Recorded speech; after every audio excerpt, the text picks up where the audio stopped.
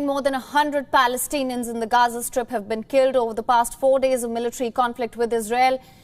السلام علیکم ناظرین، میں ہوں جبرار خان اور آپ دیکھ رہے ہیں VN1 TV۔ ناظرین کرام، اسرائیل نے اپنی ہٹ دری اور اپنے مظالم فلسطینیوں پر نہیں روکے، لیکن حماس نے اس کے اوپر 11 سے 12 میزائل داغے اور پھر اس نے بے شمار میزائل اس کے اوپر داغے، لیکن پھر بھی یہ باز نہیں آیا۔ لیکن اب ایک نئی ڈیولپمنٹ سامنے آئی ہے۔ اب ہوا کیا؟ اب لبنان نے اپنے جو ڈرونز ہیں ان کو اسرائیل پر مارا ہے اور انہوں نے تقریباً 6 ڈرونز مارے ہیں اور اسے اسرائیل کا نقصان بھی ہوا ہے۔ اب اسرائیل نے جب یہ سارے معاملات شروع ہوئے، لبنان نے جب اپنے ڈرونز چلائے اور وہ ڈرونز ان کی طرف آئے، تو تب اسرائیل نے ہڑبڑاہٹ میں آ کر اپنا F-16 بھی اڑایا، پھر انہوں نے اپنے آئرن ڈوم کو بھی یوز کیا اور اپنے ہیلی کاپٹرز بھی یوز کیے، اور یہ ہڑبڑاہٹ میں آ گیا۔ اب ڈیولپمنٹ اس سے بہت اوپر جا چکی ہے، کیونکہ جو ایران ہے نا، اس نے جو جتنے بھی اس وقت امریکہ کے ڈرونز ہیں، MQ-9 ہے، RQ-7 ہے، RQ-4 ہے، بے شمار جتنے بھی ڈرونز ہیں ان کی فل اینڈ فلیج کاپیز بنائی ہوئی ہیں، اور وہ ان سے زیادہ ہی ڈیولپڈ ہیں، اور انہوں نے ایسی کاپی بنائی ہے کہ جو اوریجنل سے بھی زیادہ کام کرتے ہیں۔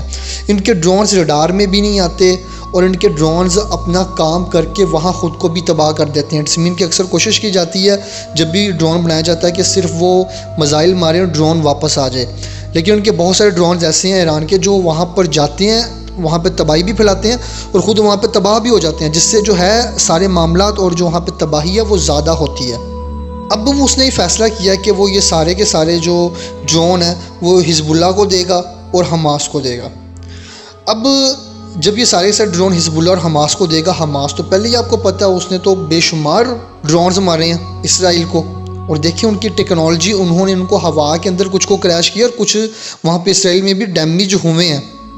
اب حزب اللہ اور حماس کے پیچھے ہے قطر، کیونکہ وہ ان کو فنڈ کر رہا ہے، حماس کو فنڈ کر رہا ہے، حزب اللہ کو فنڈ کر رہا ہے، وہ اپنے سارے کے سارے معاملات چلا رہے ہیں اور وہ اپنی فنڈنگ کے ذریعے ان کو اسٹرانگ کرنے کی کوشش کر رہے ہیں، کیونکہ انہیں معلوم ہے کہ یہ کچھ نہیں ہے۔ ادھر سے ایران نے کہا ہے کہ ہم آپ کو فنڈ کرتے ہیں۔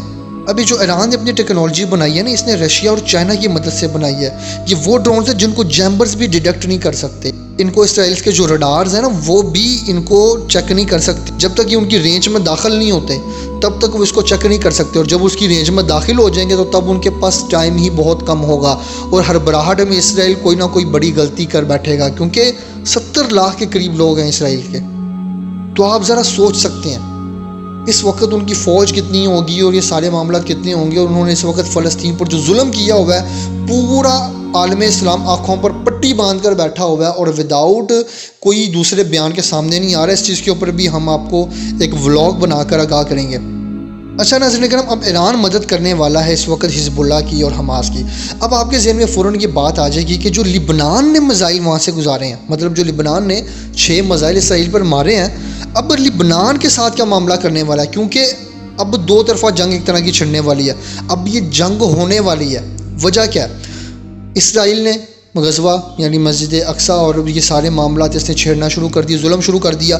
حماس نے ادھر سے جاری کر دیے اپنے میزائل، حزب اللہ شروع ہو گیا ادھر سے، اور ادھر سے آپ نوٹس کریں کہ جیسے ہی لبنان کے کچھ معاملات ہوئے، لبنان نے بھی کام شروع کر دیا۔ اب اسرائیل کیا پھنس، کیونکہ لبنان کے ساتھ جب معاملات ہوئے تو شام کے ساتھ آلریڈی خراب تھے، تو شام نے، کیونکہ ان کی جو جنگ ہے وہ شام کے جو بارڈرز ہیں ان کو ٹچ ہو رہی ہے، اب جیسے شام کے بارڈرز کو ٹچ ہوئی اور وہاں پر جب یہ معاملات شروع ہوئے تو پھر ادھر آ گیا رشیا۔ رشیا نے کہا کہ تمہاری جنگ میرے بارڈرز تک آ رہی ہے، اور اگر میرے بارڈرز تک آئی تو میں تم لوگوں کو نہیں چھوڑوں گا۔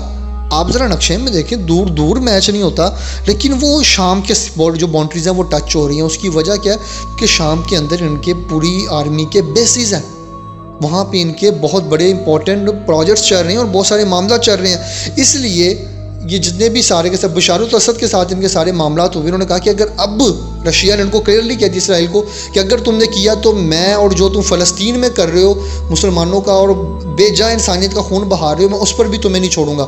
سیدھی دھمکی دے دی اسرائیل کو جنگ کی۔ اب اسرائیل جو ہے وہ بھاگ کے گیا امریکہ کے پاس کہ آپ بھی ہماری مدد کریں۔ اس پر امریکہ اپنا پوائنٹ کیا پیش کرنے والا وہ ہمیں وقت کے ساتھ معلوم ہوگا، ادھر اسرائیل نے کوشش کی، انہوں نے انڈیا کو بھی کہا کہ تم لوگ پاکستان کے ساتھ جنگ چھیڑو، پاکستان کو ادھر بیزی رکھو تاکہ یہ اس طرف اپنے معاملات لے کر نہ آ سکیں اور یہ اپنے جتنی بھی ورکنگ جو ان کی پاورز ہیں وہ اس طرف لگ جائیں اور اس طرف دھیان نہ دے سکیں.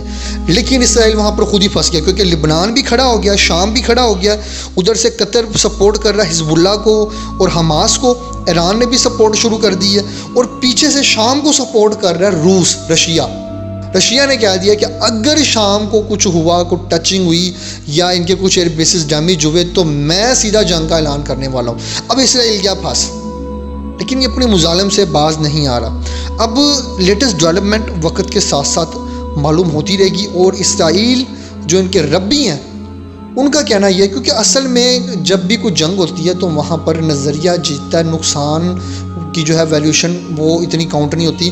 اب ان کے ربیوں کا کہنا تھا کہ آپ نے تھرڈ ٹیمپل بنانا ہے، آپ کس معاملات میں گھس گئے ہیں، اور یہاں پر رشیا نے کہہ دیا کہ تم نے مسجد اقصیٰ کو ہاتھ نہیں لگانا، جو یہ مسلمانوں کی عبادت گاہ یہ وہیں رہے گی، اور اگر وہاں پہ ڈیمیجیشن ہوئی تو شام بشارت الاسد کو ہوگا، مطلب اس کو بھی فیلنگ ہوگی. تو ظاہر بات ہے بشارت الاسد کی سرحدوں تک وہ جنگ بھی چلی جائے گی، اور جب وہ جنگ چلی جائے گی ادھر سے جو ہے روس ہے وہ بھی داخل ہو جائے گا، پیچھے سے ایران بھی داخل ہو جائے گا، حزب اللہ اور حماس اور ریڈی ہیں، قطر انہیں سپورٹ کر رہا ہے، لبنان پہلے تیار بیٹھا ہے. اب یہ گھر چکے ہیں، اور ان کے جو ربی ہیں وہ ابھی بھی اس چیز کے اوپر ہے تھرڈ ٹیمپل. لیکن رشیا نے جو کہہ دیا ہے، رشیا نے کہا کہ تھرڈ ٹیمپل کا جو خیال ہے وہ دماغ سے نکال دیں. اب اسرائیل پھنس چکے ہیں. اب یہ کیا کریں گے؟ کیا امریکہ اسرائیل کی مدد کرے گا اور ان کو بیک سپورٹ کرے گا؟ یہ تو ہمیں وقت کے ساتھ معلوم ہوگا. اسی کے ساتھ اپنے میزبان جبرار خان کو اجازت دیں. اللہ حافظ. پاکستان زندہ باد.